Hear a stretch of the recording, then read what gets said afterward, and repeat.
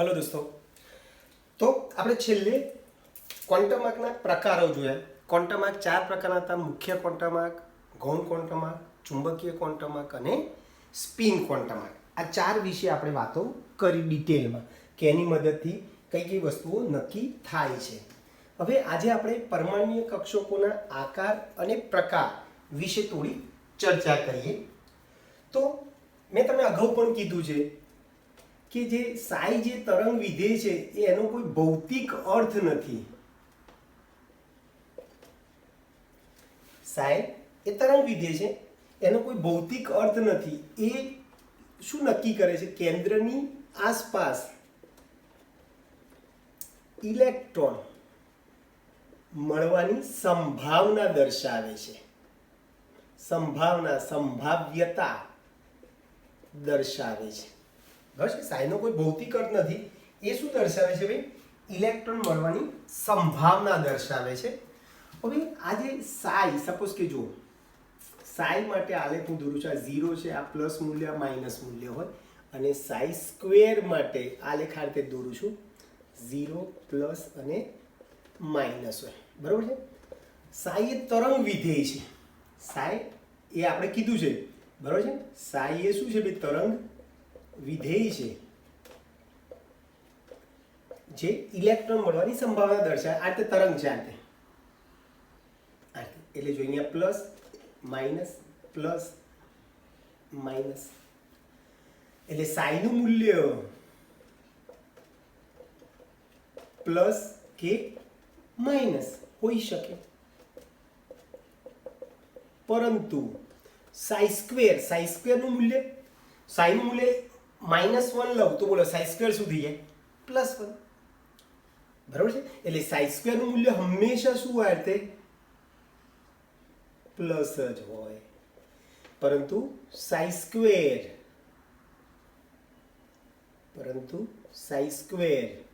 નું મૂલ્ય હંમેશા ધન હોય।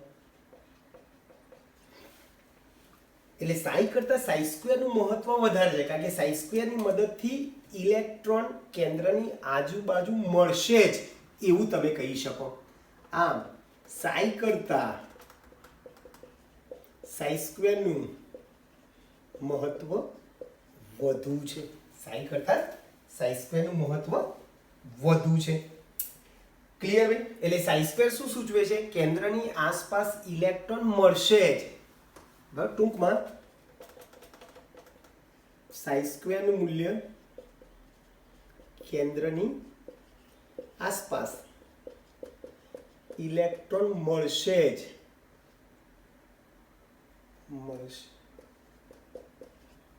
એ દર્શાવે છે। ક્લિયર દોસ્તો?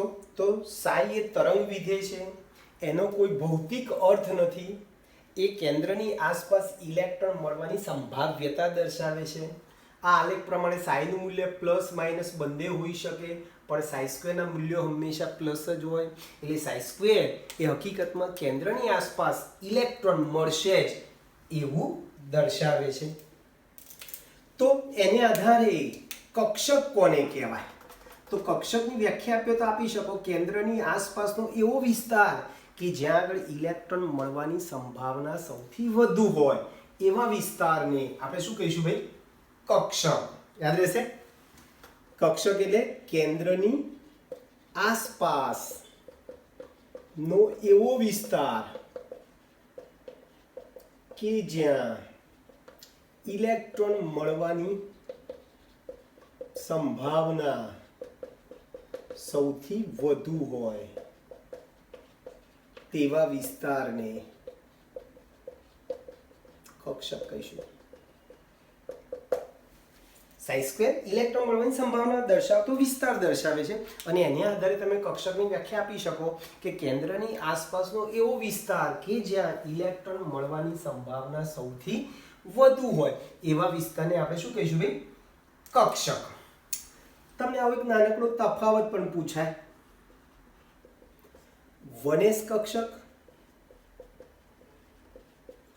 અને 2s કક્ષક। ચાલો 1s કક્ષક અને 2s કક્ષક।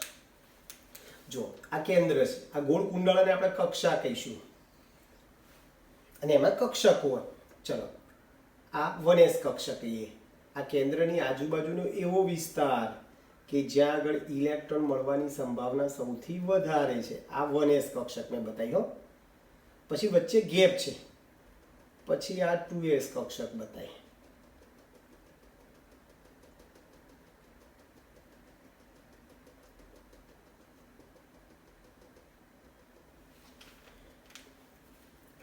આ 1s કક્ષક છે, આ 2s કક્ષક છે.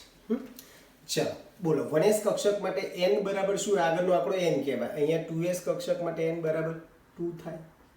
ચલો 1s કક્ષક કરતા 2s કક્ષકનું કદ કેવું? મોટું. અથવા 1s કક્ષકનું કદ કેવું ભાઈ?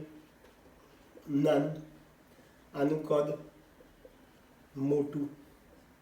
ચલો 1s ની શક્તિ કેવી? આપણે ગઈ વખત ભણી ગયા મુખ્ય ક્વોન્ટમ આંક, જેમ એનું મૂલ્ય ઓછું, શક્તિ ઓછી, એનું મૂલ્ય વધારે, શક્તિ વધારે. 2s ની શક્તિ વધારે. અને ચોથું, આમાં નોડ 0 હોય, આમાં નોડ 1 હોય. કે સાહેબ નોડ એટલે શું? તો કેન્દ્રની આસપાસનો એવો વિસ્તાર કે જ્યાં આગળ ઇલેક્ટ્રોન મળવાની સંભાવના શૂન્ય હોય એને નોડ કહેવાય. જો આ તમે જોઈ શકો 1s અને 2s કક્ષક વચ્ચે મેં આખું ગેપ બતાવી છે, બરાબર. આને નોડલ સમતલ કહેવાય. જ્યાં અહીંયા 1s અને 2s વચ્ચે જો આખો આ ભાગ બતાવ્યો ગેપ છે, આને નોડલ સમતલ કહેવાય, નોડલ સપાટી કહેવાય. નોડ શોધવાનું સૂત્ર, નોડનું સૂત્ર n-1 છે ns કક્ષામાં, બરાબર છે. નોડનું સૂત્ર શું ભાઈ? n-1 ns કક્ષકોમાં નોડનું સૂત્ર, નોડ શોધવાનું સૂત્ર શું છે ભાઈ? n-1. ફરીથી નોડ એટલે કેન્દ્રની આજુબાજુનો એવો વિસ્તાર કે જ્યાં આગળ ઇલેક્ટ્રોન મળવાની સંભાવના શૂન્ય હોય. હવે બોલો 1s કક્ષકમાં નોડ કેટલા? તો સૂત્ર શું છે? n-1 છે સૂત્ર. ચલો 1s માટે n બરાબર 1 લો તો 1 ઓછા 1 એટલે 0. નોડ 0 એટલે તમે જોયું કેન્દ્રની આજુબાજુ અવકાશ છે જ નહીં, ઇલેક્ટ્રોન મળે જ છે 1s કક્ષકમાં. જુઓ ચલો 2s કક્ષક માટે n બરાબર 2, 2 ઓછા 1 એટલે નોડ 1 છે. તમે જુઓ 1s અને 2s કક્ષક વચ્ચે જો આખો ભાગ છે, અવકાશ છે, જ્યાં ઇલેક્ટ્રોન મળવાની સંભાવના શૂન્ય છે, જેને આપણે નોડલ સપાટી અથવા નોડલ સમતલ કહીશું. ક્લિયર? એટલે 1s કક્ષકમાં નોડ 0 હોય, 2s કક્ષકમાં નોડ 1 હોય, 3s કક્ષકમાં નોડ 2 હોય, કારણ કે 3s માટે n બરાબર 3 હોય. 3 ઓછા 1 2 થઈ. ક્લિયર ભાઈ? તો કક્ષક પાકું ફરીથી બોલું છું, કક્ષક એટલે કેન્દ્રની આસપાસનો એવો વિસ્તાર કે જ્યાં આગળ ઇલેક્ટ્રોન મળવાની સંભાવના સૌથી વધુ હોય એવા વિસ્તારને આપણે કક્ષક કહીશું. એની ઉપરથી આપણે તફાવત લીધો 1s કક્ષક અને 2s કક્ષક. 1s કક્ષક માટે n બરાબર 1, આના માટે n બરાબર 2, આનું કદ નાનું, 2s નું કદ મોટું, 1s ની શક્તિ ઓછી, 2s ની શક્તિ વધારે. 1s માં નોડ 0 હોય, 2s માં નોડ 1 હોય. નોડ એટલે કેન્દ્રની આસપાસનો એવો વિસ્તાર કે જ્યાં આગળ ઇલેક્ટ્રોન મળવાની સંભાવના શૂન્ય હોય, બરાબર, શૂન્ય હોય એવા વિસ્તારને નોડ કહેવાય. અને નોડ શોધવાનું સૂત્ર n-1 છે, n-1 છે. ક્લિયર દોસ્તો? હવે આપણે કક્ષકોના પ્રકાર તરફ જઈ રહ્યા છીએ. કક્ષકોના પ્રકાર તમને બધાને ખબર છે, આગળ લખી દીધું s p d f g h આ બધી કક્ષકો છે. આપણે મુખ્યત્વે 4 કક્ષકો અત્યારે ભણવાની છે, s p d f. ચલો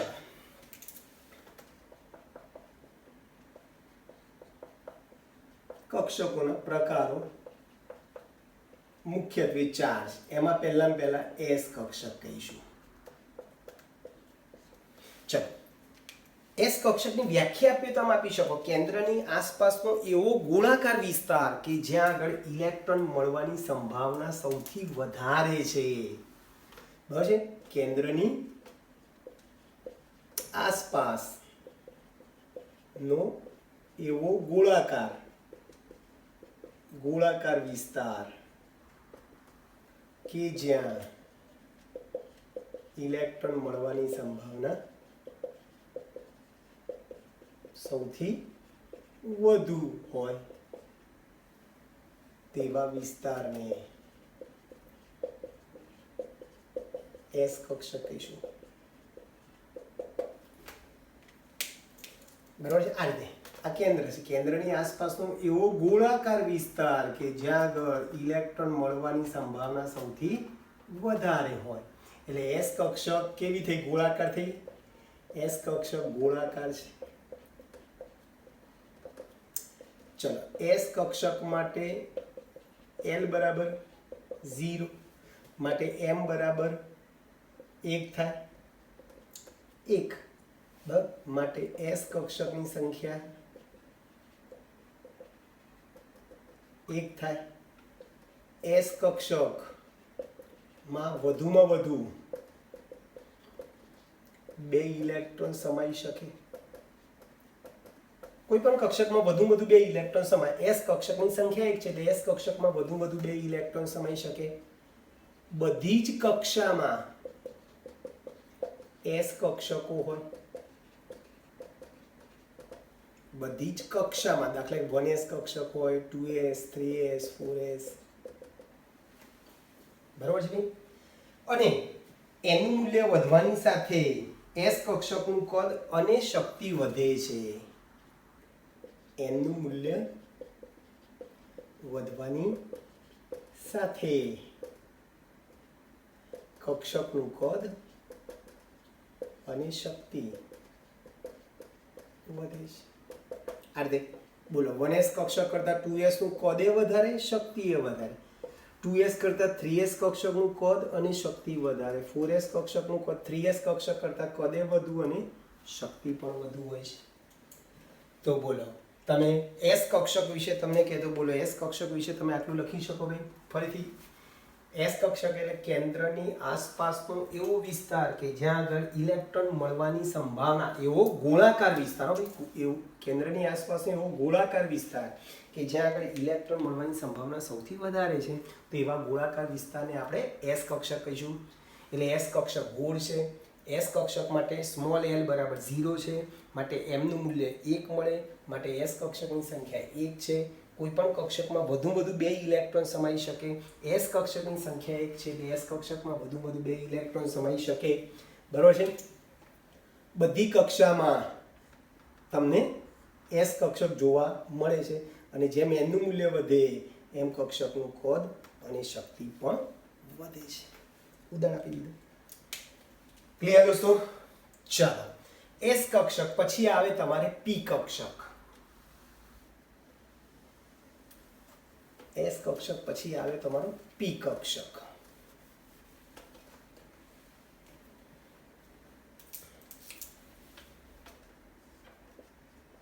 પી કક્ષક. ચલો, એની વ્યાખ્યા આપણે આપી હતો.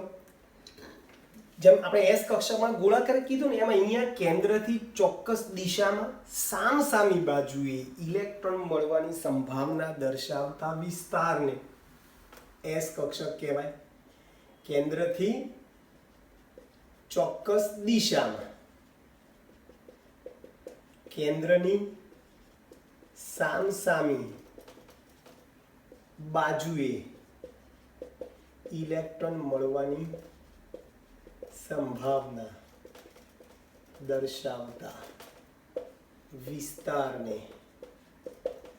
પી કક્ષક કહીશું.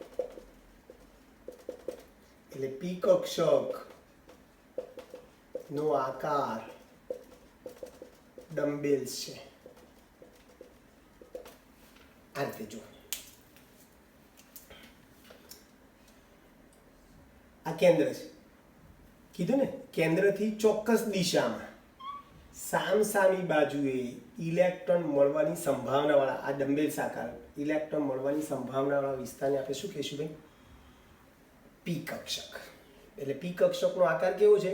ડમ્બેલ્સ છે. બરોબર છે. તમે પી કક્ષકોની સંખ્યા 3 છે.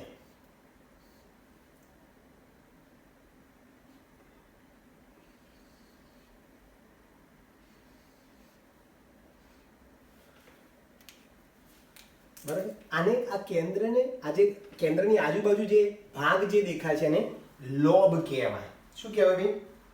લોબ કહીશું. એટલે પી કક્ષક બે ભાગ ધરાવે છે જેને પિંડક, આ બે ભાગ ધરાવે છે ને આને પિંડક અથવા લોબ, એલઓબી લોબ કહીશું. બરાબર છે. હવે પી કક્ષકની સંખ્યા 3 છે. કેવી રીતે ભાઈ? જુઓ, આકાર ડમ્બેલ છે. બોલો પી કક્ષક માટે, બોલો પી કક્ષક માટે L બરાબર શું થાય? સ્મોલ l બરાબર 1. માટે m ના મૂલ્યો 2l + 1 મુજબ 3 થાય. માટે પી કક્ષકની સંખ્યા 3 થાય. બરોબર. px py pz, px py pz. આ સપોઝ કે x અક્ષ કહીએ, આને x અક્ષ કહીએ તો આને px કક્ષક કહેવાય. જ્યાં ઇલેક્ટ્રોન મળવાની સંભાવના અહીંયા સામસામે દિશામાં વધારે છે. આને સપોઝ કે આપણે y અક્ષ કહીએ તો આને py કક્ષક કહેવાય. અને આને આપણે z અક્ષ કહીએ તો z અક્ષ ઉપર જે ગોઠવાય છે એને આપણે pz કક્ષક કહીશું. તો પી કક્ષકો 3 છે, px py pz. બરોબર છે. જે અક્ષ ઉપર x અક્ષ ઉપર ગોઠવાય તો ને px કક્ષક, y અક્ષ ઉપર ગોઠવાય તો py કક્ષક, z અક્ષ ઉપર ગોઠવાય તો pz કક્ષક. ચલો, પી કક્ષકની સંખ્યા 3 છે એટલે પી કક્ષકમાં વધુમાં વધુ 6 ઇલેક્ટ્રોન સમાય. મેં અગાઉ કીધું ને, એક કક્ષકમાં 2 ઇલેક્ટ્રોન સમાય તો 3 કક્ષકમાં 6 ઇલેક્ટ્રોન સમાય. હવે n બરાબર 1 તમે લો, s કક્ષક બધી કક્ષામાં 1s હોય, 2s હોય, 3s હોય, બધી હોય, પણ 1p ના હોય. એટલે અહીંયા n બરાબર 2 કે તેથી વધુ નંબર ધરાવતી કક્ષામાં પી કક્ષકો હોય. બરાબર છે. એટલે 1p ના હોય, આ 2 કે તેથી વધુ એટલે 2p હોય, 3p હોય, 4p હોય, વગેરે વગેરે. જેમ n વધે તેમ શક્તિ વધે. દાખલા તરીકે 2p કરતા 3p ની શક્તિ વધારે, 3p કરતા 4p ની શક્તિ વધારે. બરાબર છે. આ 3 કક્ષક જે છે px py pz એ સમશક્તિક કક્ષકો છે. એટલે ત્રણેયની શક્તિ કેવી છે ભાઈ? સરખી છે. આ ત્રણેય કક્ષકો એકબીજાને 90 ડિગ્રીએ જોડાયેલી છે, ગોઠવાયેલી છે.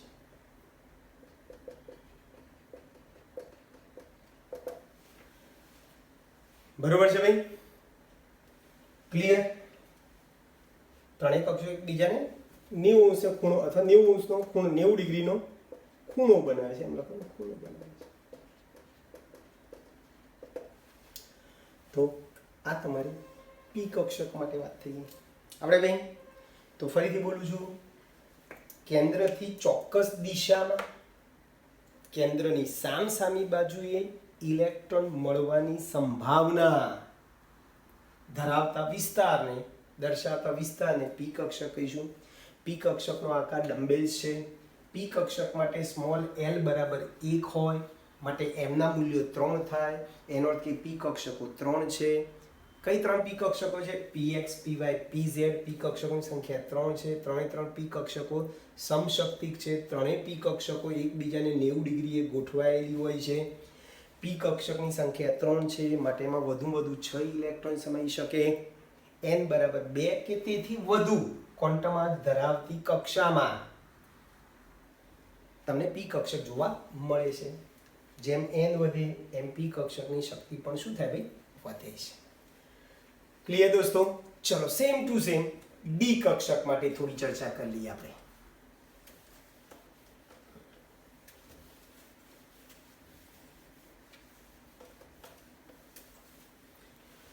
ત્રીજો નંબર છે ડી કક્ષક. બરાબર છે?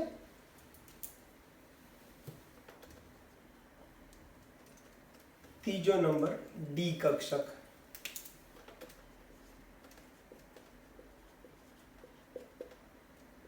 ડી કક્ષકનો આકાર ડબલ ડમ્બેલ છે.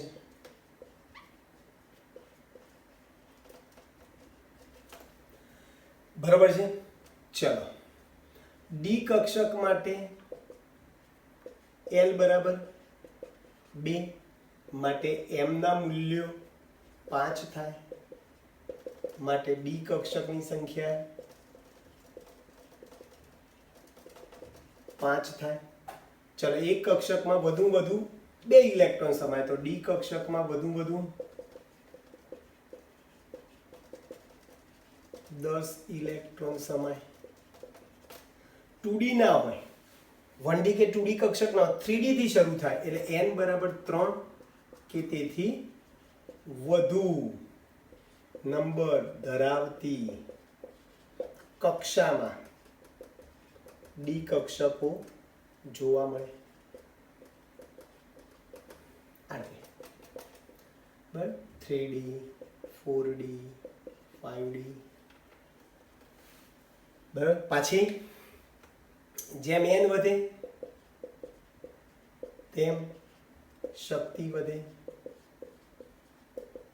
દાખલા તરીકે 3D કરતા 4D ની શક્તિ વધારે, 4D કરતા 5D ની શક્તિ વધારે. બરાબર છે. પાંચે ડી કક્ષકની શક્તિ, પાંચે ડી કક્ષકોની શક્તિ સમાન હોય. પાંચે ડી કક્ષકોની શક્તિ કેવી હોય? સમાન હોય છે. બરાબર છે. ચાલો, જો પાંચે હું તમને દોરી આપું,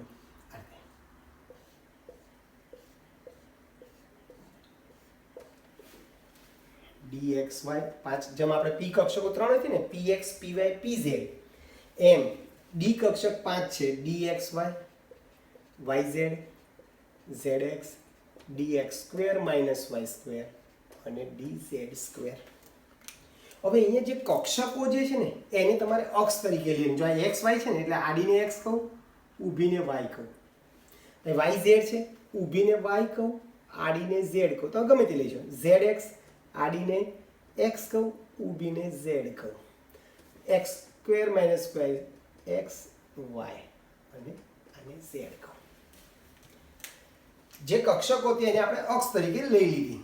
ચલો, હવે આ બે x ની વચ્ચે મૂકવાની. જો ડી કક્ષકનો આ ડમ્બેલ છે, જો આ એક ડબલ ડમ્બેલ છે, આ એક ડમ્બેલ્સ, આ બીજો ડમ્બેલ્સ, આ રીતે dumbbells double dumbbells, dumbbells double dumbbells.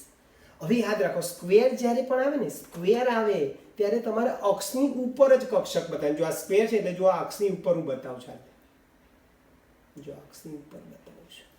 z² એટલે અક્ષની ઉપર જ આવે, 2 વાર આ રીતે, બે અક્ષ ઉપર આવી. થઈ ગયું ભાઈ? ઓકે.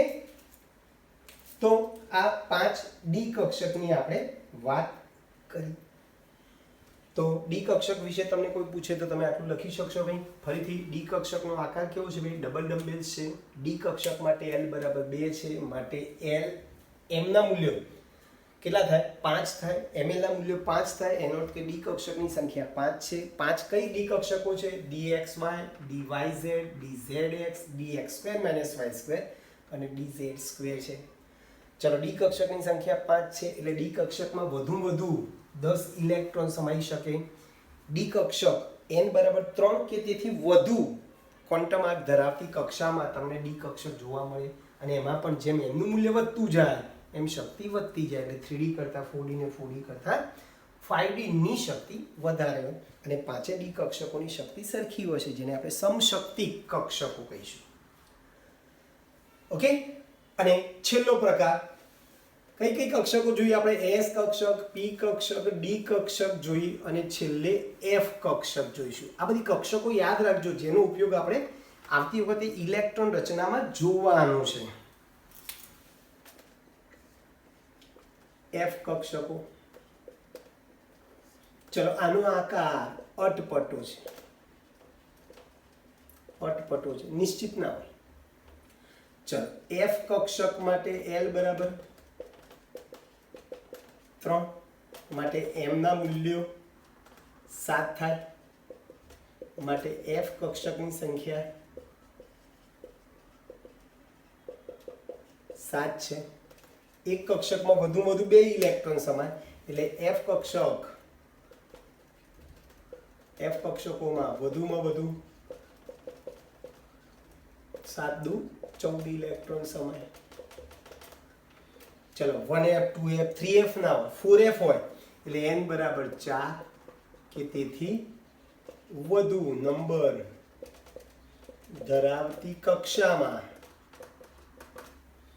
F કક્ષક જોવા મળે. 4 એટલે 4f હોય, 5f હોય, 6f હોય વગેરે. અહીંયા પણ જેમ n વધે તેમ F કક્ષકોની શક્તિ વધે.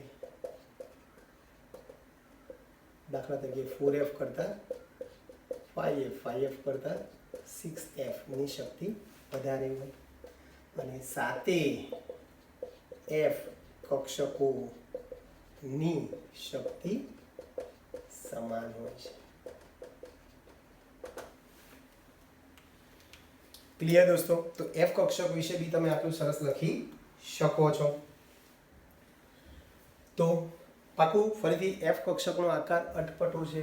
F કક્ષક માટે L બરાબર 3 હોય, માટે ml ના મૂલ્યો 7 થાય, માટે F કક્ષકની સંખ્યાઓ 7 છે. F કક્ષકો 7 પ્રકારની છે, બરાબર છે. F કક્ષકમાં વધુમાં વધુ 14 ઇલેક્ટ્રોન સમાઈ શકે. n બરાબર 4 કે તેથી વધુ ક્વોન્ટમ આંક ધરાવતી કક્ષામાં તમને F કક્ષક જોવા મળે છે. 4f 5f 6f. જેમ એમાં n નું મૂલ્ય વધતું જાય એમ શક્તિ પણ વધતી જાય. દાખલા તરીકે 4f કરતાં 5f અને 5f કરતાં 6f કક્ષકની શક્તિ વધારે હોય, અને આ સાથે કક્ષકોની શક્તિ કેવી હોય છે ભાઈ? સમાન હોય છે. ઓકે દોસ્તો, તો આજે આપણે કક્ષકો વિશે વાત કરીએ. આવતી વખતે કઈ કક્ષકોની શક્તિ વધારે છે કે ઓછી છે, એ કક્ષકોની ઉર્જા વિશે અને ઇલેક્ટ્રોન રચના માટેના 3 સિદ્ધાંત જે છે, આઉટબાઉ, પાઉલિંગ અને હુન્ડનો જે સિદ્ધાંત જે છે એ આપણે ઉદાહરણ સાથે ભણીશું. ઓકે દોસ્તો, તો અહીં સુધી આપણે રાખીએ છીએ, બાકીનું આપણે નેક્સ્ટ ટાઈમ ભણીશું. બાય.